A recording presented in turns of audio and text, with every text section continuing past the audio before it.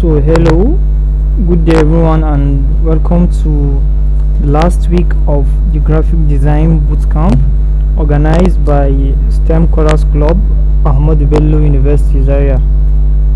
So as promised, in this last week we shall be looking at logo design and branding design. So this video is going to be a series of videos, which we are going to have about 2 to 3 videos in this series, and this is the first video.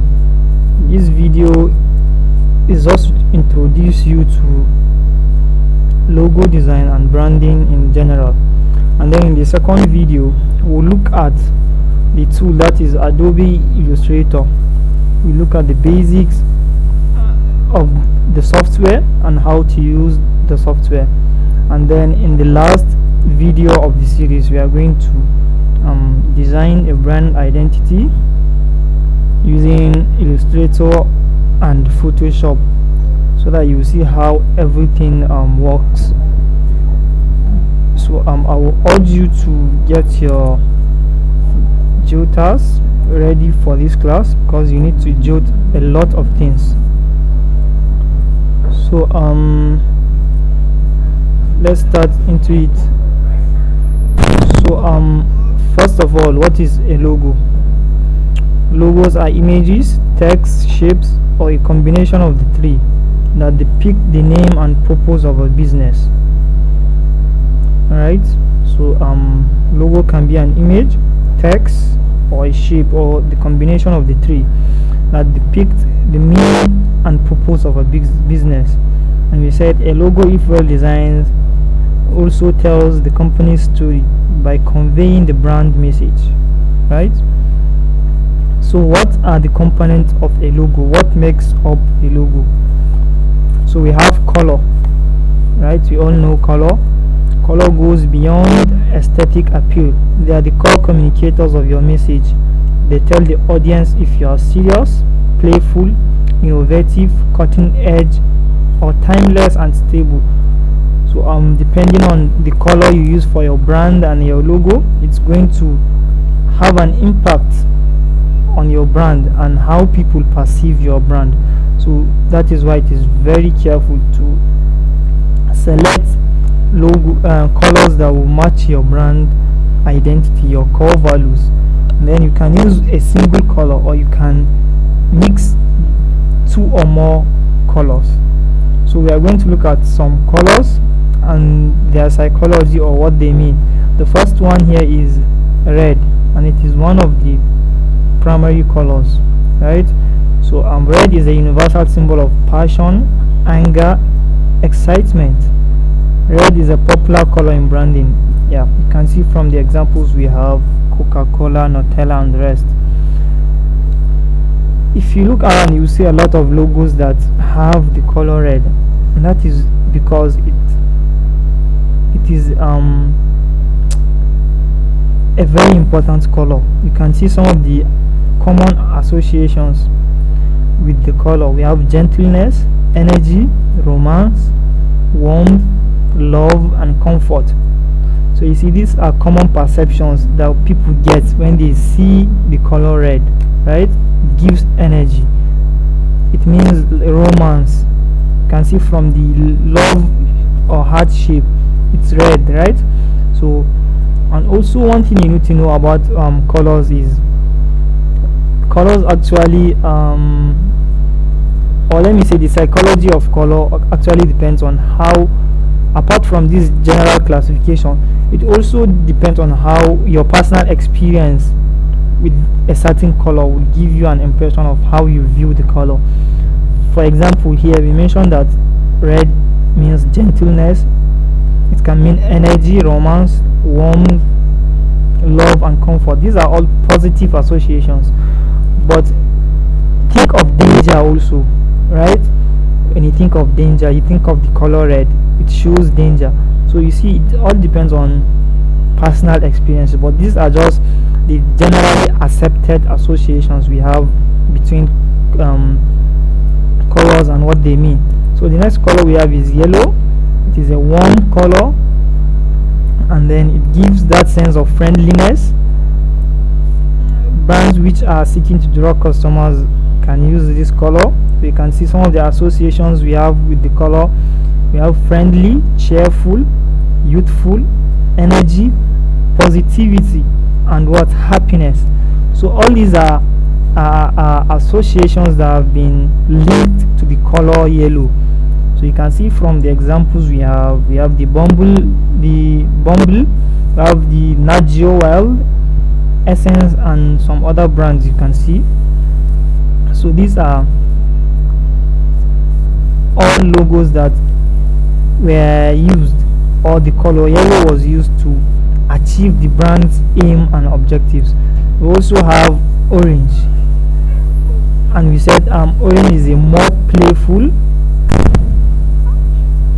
Orange is yellow's more playful and energetic cousin. So yellow and orange, they go hand in hand.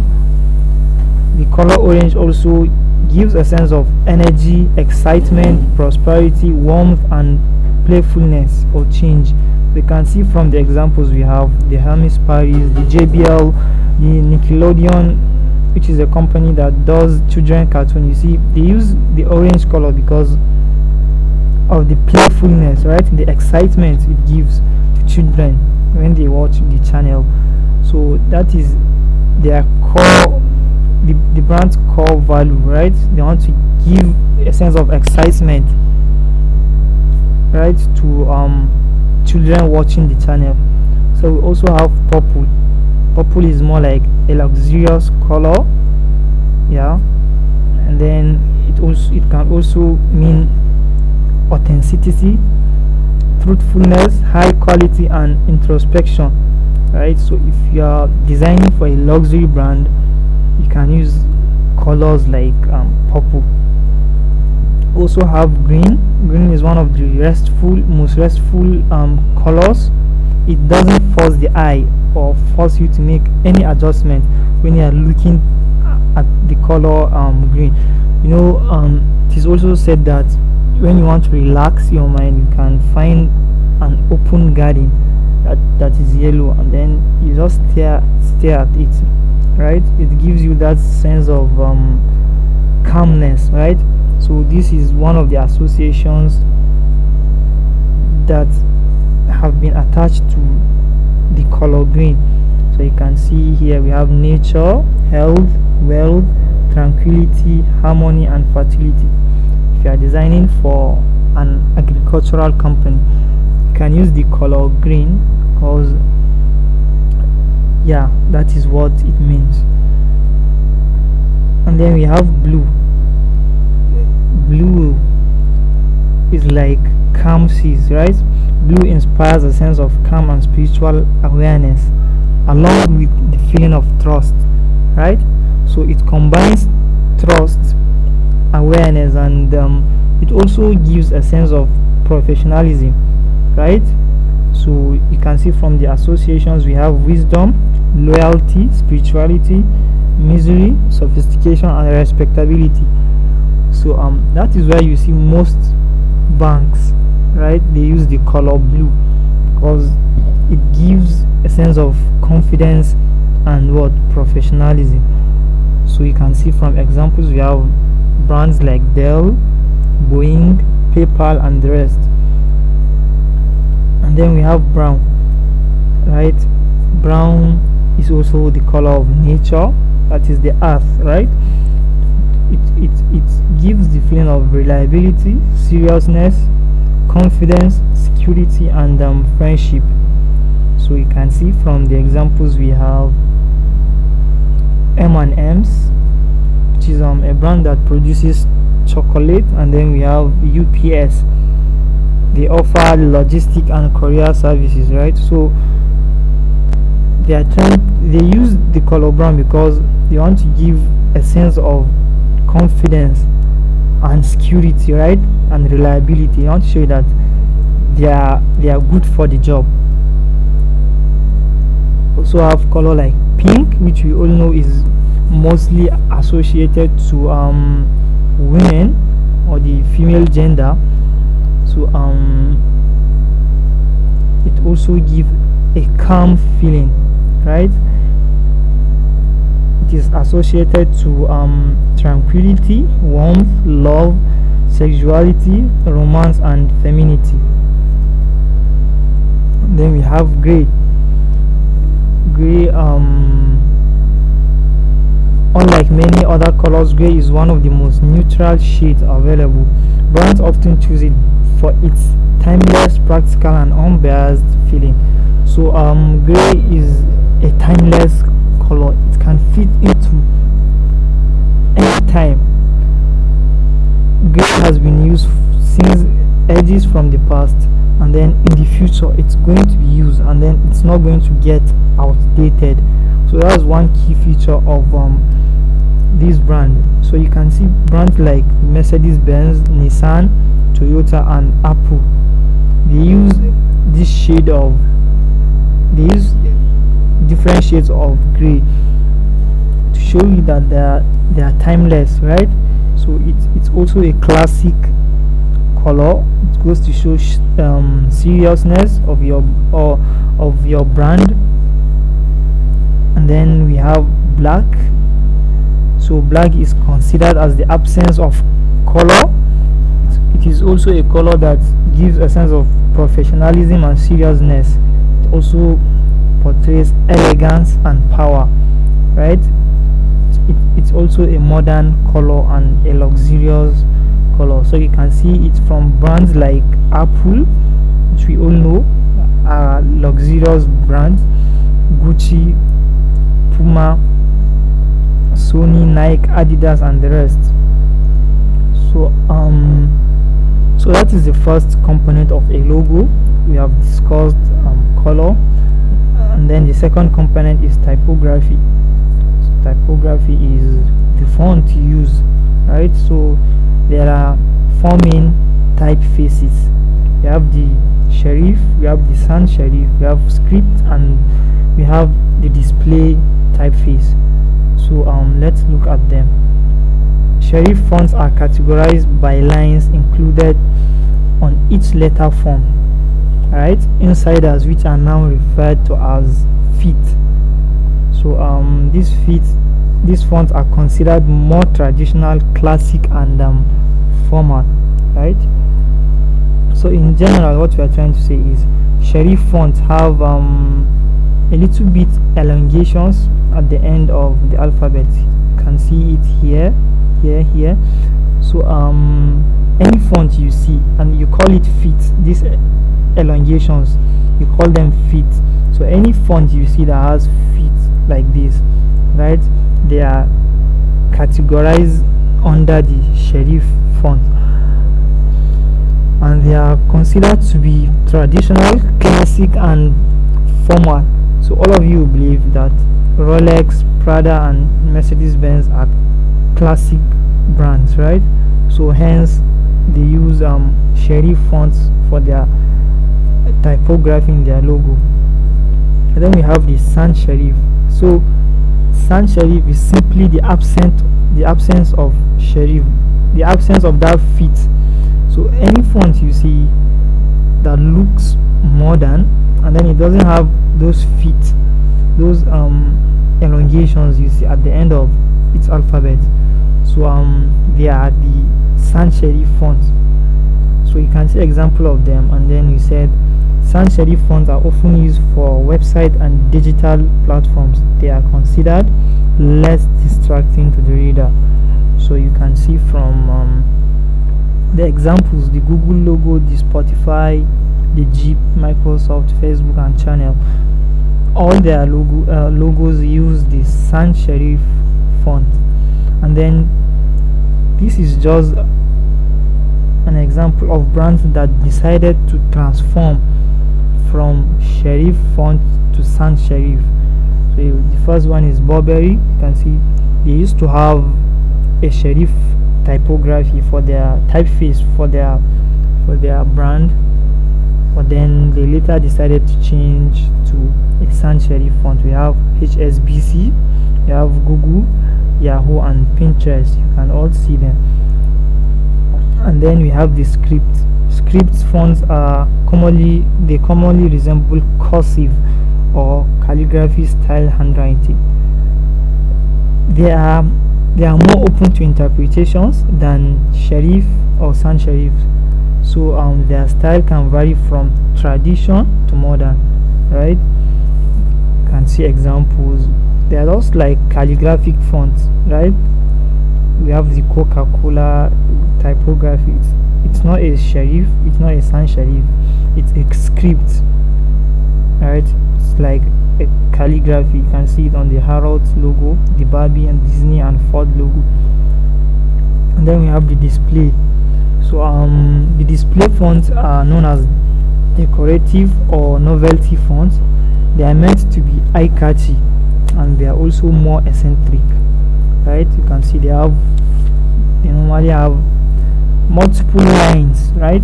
So they are meant to attract your attention, and then they are meant for decorative purposes and brands. So now that we have discussed the three components of a logo: color, we discussed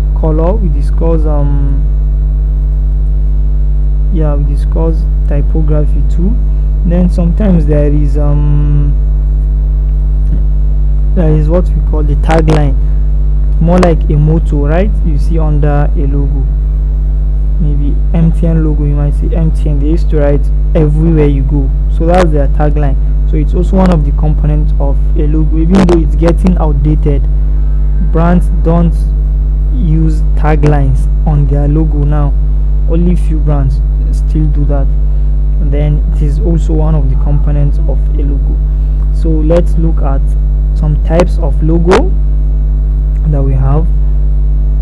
So there are many types of logo, but then there are generally 7 types that are identified in this slide, which are the main types of logos we have. We have the monogram or letter mark, we have the word mark, pictorial, abstract, combination, mascot, and emblem.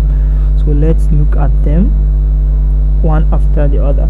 So monograms or letter mark, right? They are logos or letter marks are the ones that consist letters, usually brand initials, right? I have example: IBM, CNN, HP, HBO. So you notice the pattern, right? Pattern is they pick the initials of the brand name, right? CNN, HP, right? HBO. They just pick the initials of the brand name, and then they decided to use it to form a logo. So these are monograms. And then we also have letter mark. It's a typography based logo that comprises of a few letters, usually the company's initials.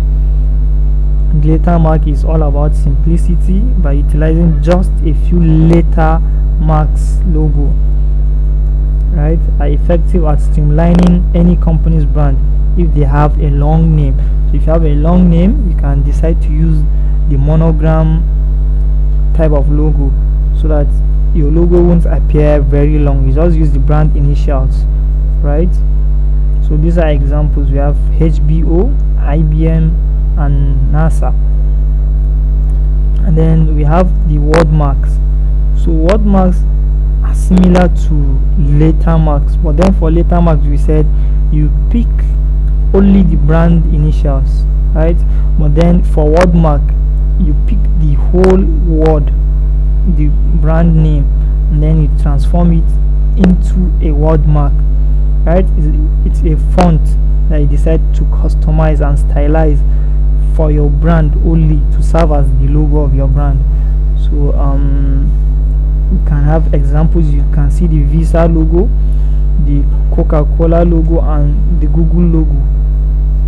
So you can see they used font. This is the full name of the brand: Visa, Coca-Cola. These are not abbreviations, right? They are the full name, but then they are just there as the logo because they have been stylized or customized. Then you also have the pictorial. So the pictorial are also called symbols. This is when you use a symbol, right, of something to represent your brand. For example, the Apple logo, right? You use an apple from the name Apple, and then you see it also is a pictorial mark, that is an icon that means Apple.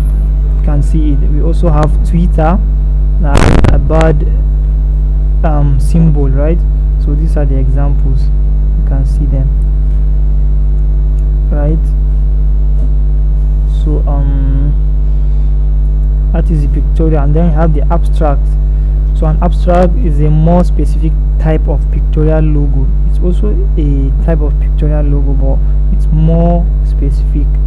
Instead of being a recognizable image like the apple or the bird, it's an abstract form of geometry is used to form the logo that represents your business, right?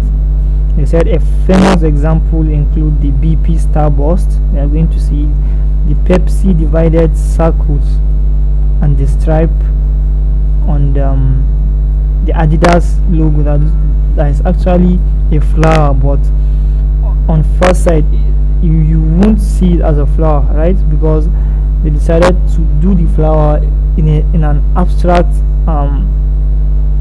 way, so you can see them, right? They included stripes in the Adidas logo, and then you can see the Pepsi logo, and then you can see the BP starburst logo, and then we have mascot. So this is supposed to be mascot. So mascot logos are logos that involve an illustrated character, often colorful, sometimes cartoonish, right? And most always fun. So examples are the Kool-Aid Man, KFC, and Mr. Peanut. So you can see them. These are the logos of these companies, right? So they are mascots. You see, the first one is cartoonish. We said they can be what? Can be cartoonish, colorful. So you can see them. So these are the mascot type of logos. And then we have combination. Combination is basically when you combine any of the other forms of logo we discussed before, the combination logo. So you can see example like Doritos, Burger King, and Lacoste. You see all of them, they combined word marks with pictorial marks, right? So you can see you have the picture of a crocodile, and then you have the name. You have Burger King, and then you have burger illustrated, then you have Doritos, and then you can see this light shining. And then we have the emblem. The emblem is a logo that consists of font inside a symbol or an icon. So when you hear emblem, what comes to your mind is the badges, the seals, and the crest. You see most of these football clubs, this is the type of logo they use. They use emblems, right? So you can see example, we have the Starbucks coffee, we have the Veritas at Harvard University, we have the Harley Davidson. So all these are emblem type of logos. So you can think of football clubs, and then some of the universities, or most of the universities we have in Nigeria, also use the emblem type of logo, and most of the government companies too, right? Or yeah. So that is that about types of logos. So let's discuss branding and brand identity. So what is a brand? A brand is a set of distinctive perceptions, ideas, and feelings that people have about your company, which set it apart from other alternatives.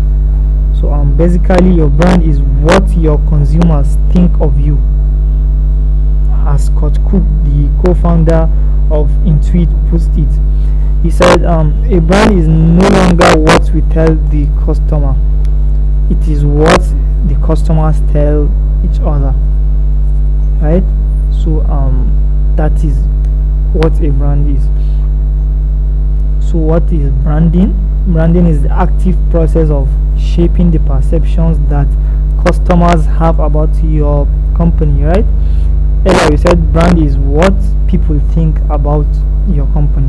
So branding is the process in which you shape the way you want customers to think about your company. So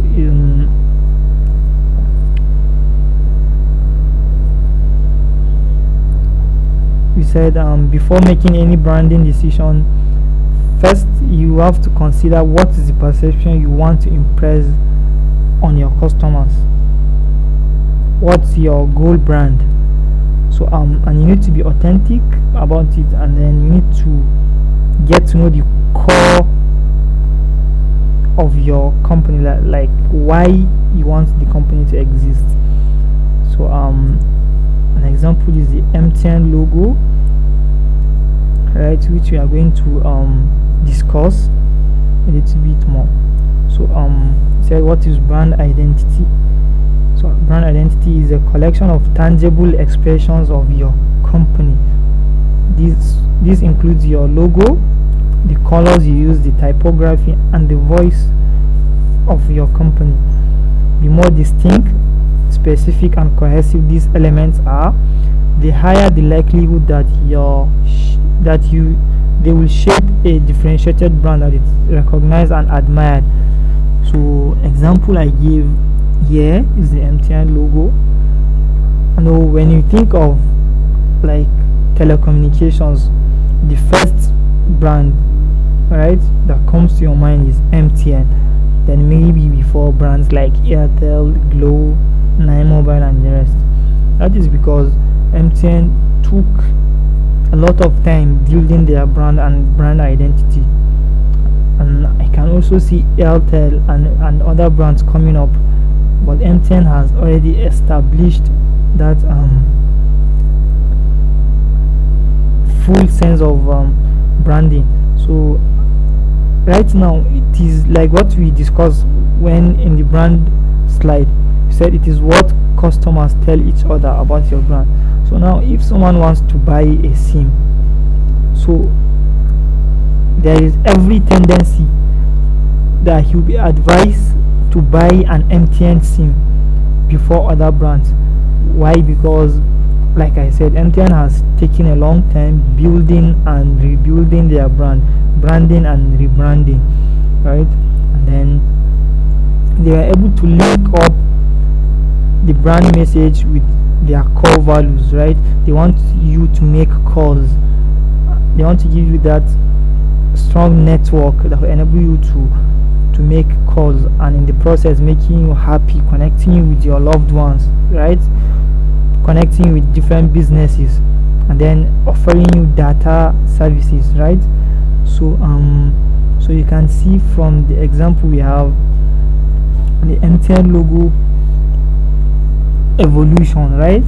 From 1994 to 2004, they used to be called MCell, right? And they used to have their logo used to have different colors: the green, yellow, orange, red, pink, and blue. So with time, right, MTN developed another logo. They rebranded, right, and then they decided to use an oval shape, right? So why they use oval shape? In psychology of shapes, the oval shapes gives you a sense of, right, uniqueness, right? It gives you a sense of continuity too, and the sense of security, you feeling secure, right?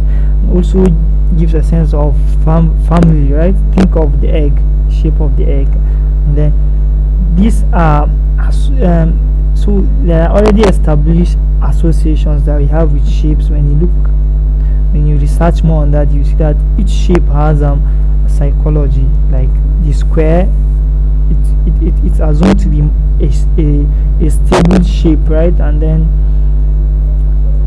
the triangle shape is assumed to be a moving shape, like you're ascending, something like that. So each shape you see has a meaning. So MTN decided to use the oval shape, and then they have a darker shade of blue, and then with time they rebranded, and then what they changed majorly was the shade of blue. What is the difference between these two logos, right? And then much later, from 2002 to 2022, which is almost about 20 years, they maintain this logo, which is one most of us or most people know, right? So they decided to use more of the yellow color, because yellow gives that sense of joy, sense of passion and energy, right? So they used it together with this square shape, and then they just inserted this logo into it, and then they decided to remove this network like stuff, right? They are just trying to keep it minimal, so that, because one of the principles of logo design is it must be simple and memorable, right? So that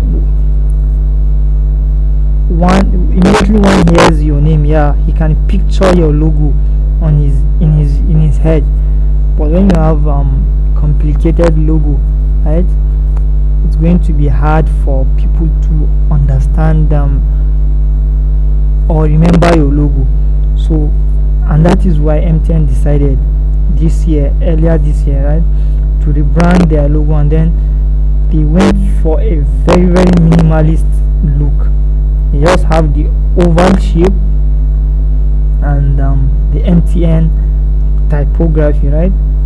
So many people have had their say on this logo, but MTN had their reason for this rebranding, and to me, I think it looks cool. So they have two variations of it: the black and white, right, which gives a sense of professionalism and confidence, right? It also goes to show that they are serious, right? So, and they also have a variation of black and yellow, right? So that one looks a little bit more dynamic, energetic, and the colors, the yellow and black, they combine to give a sense of power, passion, and joy. So that is brand identity. So, and then we have the logo design process. So how do you design a logo, right? So every designer has a different approach, but most of them will agree that there are certain steps, right, involved in logo design. So they can be summarized into 7 processes. For some designers, they might say it's 5, some might say it's 6, but then we are going to look at all these 7, right? So the first one we have is the discover, and then we have research, we have the brainstorm, we have the sketch, we have design, we have presentation, and then we have the delivery phase or process. So I'm going to look at them in details. The first one is the discovery phase. This is where you get to know the client, you get to extract details from them, right? They are going to tell you what they want, what type of business they run, right? So this process could be carried out through questionnaires, right? So you can print questionnaires and send them to your client so that they fill it, and then you can also have physical interviews with them. You go with your notebook, and then you ask questions, and then they give you all the necessary informations, or you can have a virtual interview, right? With the coming of technology, you can just have a Zoom meeting with your client. He tells you everything he needs, and then you write it, and then you develop a brief. So at the end of this phase, you should have a clear summarized brief containing every detail about the client, his business, and what he wants. So at the end of this discovery phase, you should have a brief, right? A document that contains the business name, a little background about the business, and then their target audience, all these stuff. This is where you get to know, right? And then once you have a brief, you move in to the research phase. So in this phase, you gather all the information you got from the previous stage, right? And then you carry out a detailed research. This time you don't need the client anymore, you just need Google. Just go to Google, you make a lot of research about the nature of business and then their competitors, because I'm very sure they are not the first to offer the services they want to offer. So it is very, very important for you to understand the competitors they have, and then how you are going to help them design a brand that can compete with all the existing businesses. So this is where you need to have a lot of research. So it's more like stepping into the customer's shoe, right? So that you further analyze the industry and competitors, right? And then once you are done with this stage, you move into the next phase, which is the brainstorming phase. So in this stage, based on the discovery and research you've performed, you simply start outlining your strategy and you start generating ideas for your logo, right? You start thinking, okay, maybe this is how I want the logo to be, this is the style of logo I want to use. And then for you to be able to achieve that, you can create a mood board, right? So this is a typical example of a mood board. So some of the websites where you can go to find logos and case studies where you can use for your mood board, we have websites like Behance, Dribble, Pinterest, and Instagram. So this is an example of a mood board. So you can have 2 to 3 mood boards depending on the brief you are giving. Maybe one of the core values of the client is maybe luxury, right? He's a luxury brand, and then maybe you also want to portray a sense of reliability. So you can decide to create mood board for these 2 words, right? The first one is luxury. So let's say an example is this, because from the colors you can see the golden color and the rest.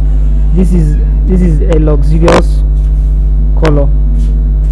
So and then you can move on to create another mood board that maybe will be made of blue. All the logos you find, all the designs you find, you put in that mood board are going to have the blue background. So that's more like the reliability aspect. So you get to see if you can mix the 2 colors, or you can just pick one of the color in your mood board and then you decide to work with it. So after you have your mood board and you've studied them, you have a clear idea of what you want to do, you move into the next phase, which is the sketching.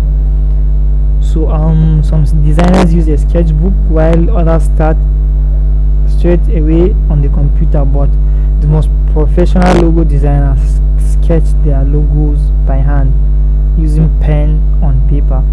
So the goal of the sketching is to find a connection between the idea you have in your head and the creation of the form, right? So when you look at other logos, you get inspirations, and then you might just decide to go into the computer and start designing. That is why I said some designers says there are 6 phases, some said 5. So there are those that don't sketch, they skip this stage. Once they know what they want, they just go to the computer and then they start designing. But sketching is actually very important. You sketch different varieties of that logo or the ideas you have in your mind. And then once you have the sketches, you move into the next phase, which is the presentation. Sorry.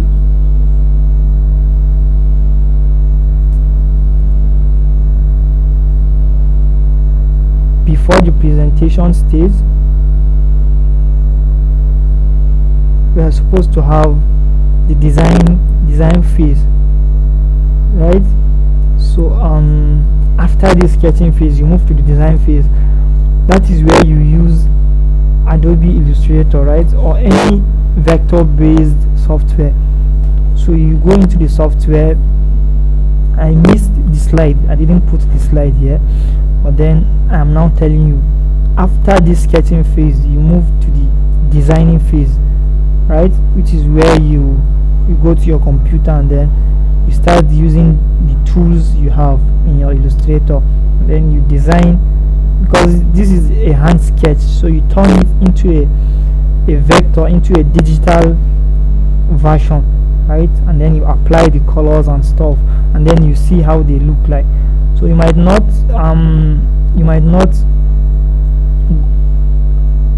vectorize or design all of the sketches you have, because when you start designing, you start finding out that some of the sketches you have are not worthy of even vectorizing. They don't look good, so you don't stress yourself to vectorize them, so you just keep them. And then if you start vectorizing your logos and you find out that all of them are crap, they don't look good to you, you go back to the sketch phase and then you start all over again until you get what you want. So after you are done with the sketching phase and then you have designed maybe 2 or 3, you picked 2 or 3 sketches and then you have digitalized them, then you move on to the presentation phase. So once you are done designing the concept, then you try to present it to your client, right? So they said you just need to show them to your client in the form of a presentation. Remember to share with your client only those solutions that can work for them effectively. Remember what I said, you don't have to vectorize everything you sketched, and then you don't have to show them everything you vectorize. You just pick the ones that you feel they are very good. This is you trying to also limit work or reduce work for yourself, right? So you select a few applications relevant to the client, maybe a business card, a book cover, or a bag. Then you create mock-ups, right? And then you insert each of these logos that you have designed into those mock-ups, and then you show them to your client. So remember when we discussed mock-ups, so this is one of the importance of the mock-up. It's for you to show your client what you have done and how it's going to relate to his brand in real life, right? So you can see here is an example. These are 3 concept sketches for the Medihuana logo. You can see the first concept, and then it is presented here. The second concept presented in a business card. The third concept presented in a handbag, right? So once you are through with this stage, your client will now select which logo he have. So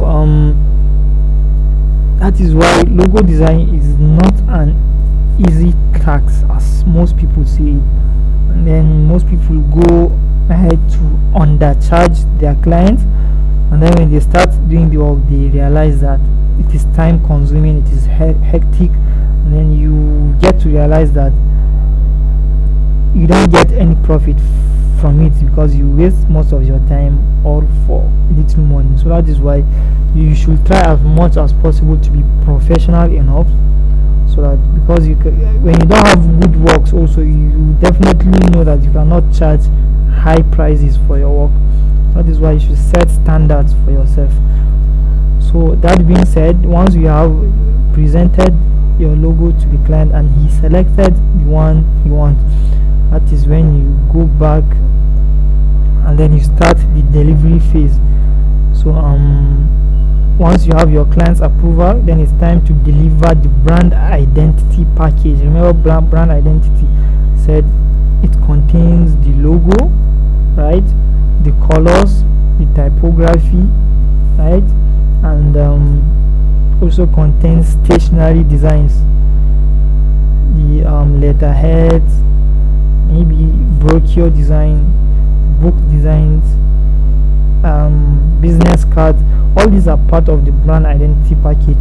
So the amount of things you are going to include in the brand identity depends on the agreement you had with your client and how much he has paid you for your work, because he will get to know more about that. So in general, make sure to include basic variations of the logo, such as full color, black, white, and the monochrome. You should also save logo files for different use, both in print and digital. That is the vector and raster, right? So if you save it as AI, that is the extension for Adobe Illustrator, and this ESP, all of them are extensions for files you can save on Adobe Illustrator. So these two are vector, they are vector based, while the PNG and JPEG can be raster based, right? Remember, we discussed the difference between a vector and a raster. So also remember to inform the client about any commercial font being used in the logo or brand identity. That is the typography. You have to tell them the name of the font, so that you, as a brand identity designer, you might not be the one to do their subsequent designs, maybe their flyer designs and stuff. So when you give them a full detail of what you use during the brand identity, they can have someone else design their flyers and everything, and it will look as if you were the one that designed it. That is because you have provided them with all the necessary informations. Also in your style guide, you should specify on other brand identity elements like the color palette, typography system, photography style, perhaps illustrations. Yeah, maybe if you are paid well, you can include illustrations for them, animations, and other elements depending on the client's needs and of course their budget, right? You can go from a very basic one-page style sheet to a more comprehensive brand guideline, which I'm going to share with you guys, and then you guys are going to see. I think we have already shared this brand guideline, right, during our last class. Then you can go to website I said, like Behance, right, and then you can just check brand guideline, and you see how detailed. You see basic ones, and then you see detailed ones that contain 20, 30, 40 sheets, right? So, and finally, about the delivery, remember always to under promise. Don't go about over promising, right? Maybe you should try to under promise, so that your client might expect a little less from you, and then if you have enough time, you go ahead to surprise them, right? Maybe you didn't include animation, the logo animation, as part of the contract you had, but then you decided to give it out as a gift to the client. So don't tell him beforehand, just wait until you have it and then just show it to your client, and then he'll be very happy with you. So this is an example of just a single sheet brand identity. You have the logo, and this is the color guide. There is no typography guide here, and then you have variations of the logo, and then you have this business card design. So this one is a simple one, and a more detailed one will include typography, illustrations, photography, and a lot of other stuff. So just like the brief we are giving out to you, right, for your capstone project, you'll be demanded to do some of these stuffs. So I guess that's the end of this first class. Then let me show you the brief, the capstone project brief, so that you guys can have an idea of the brief. So it's more like we have done the first stage for you, have summarized the brief for you. So this is your capstone project. It is going to be submitted in a week time from today.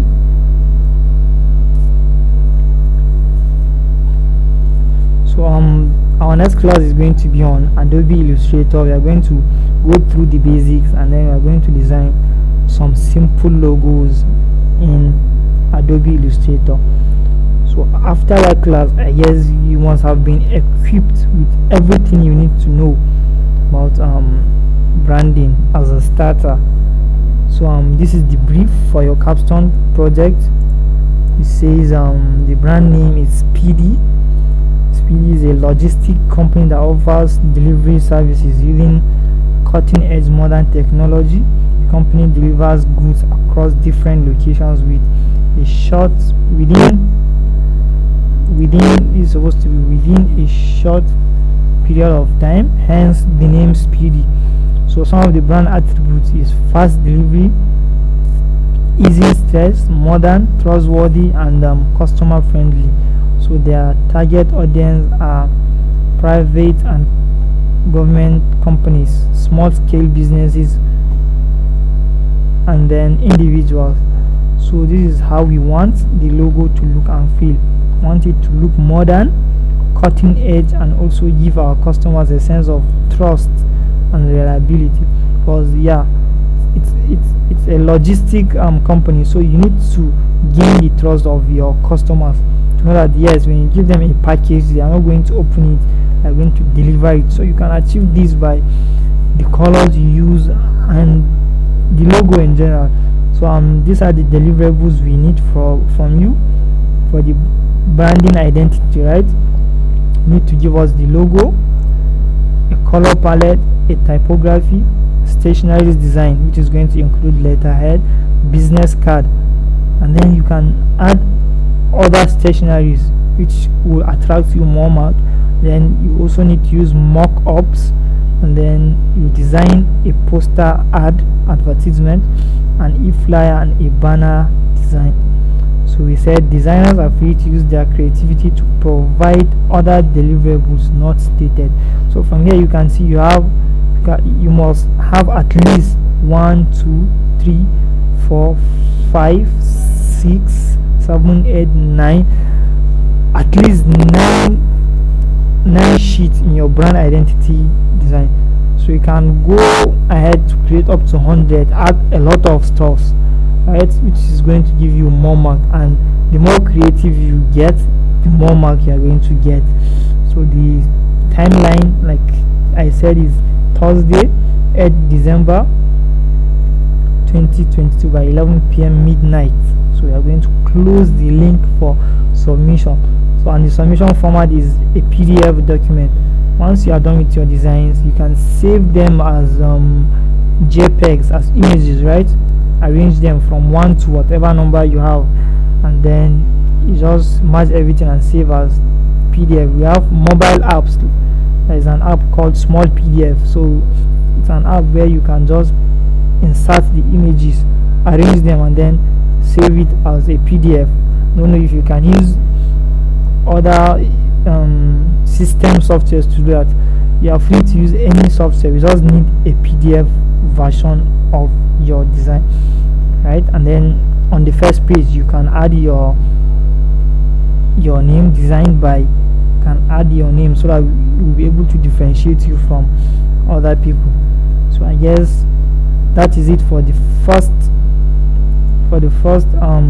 video in this series. In the next video we are going to talk about Adobe Illustrator and the tools, and then we'll design a simple logo. So I guess until then, have a good time.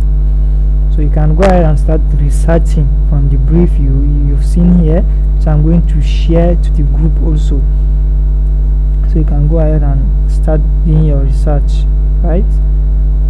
So So thank you and wishing you good luck.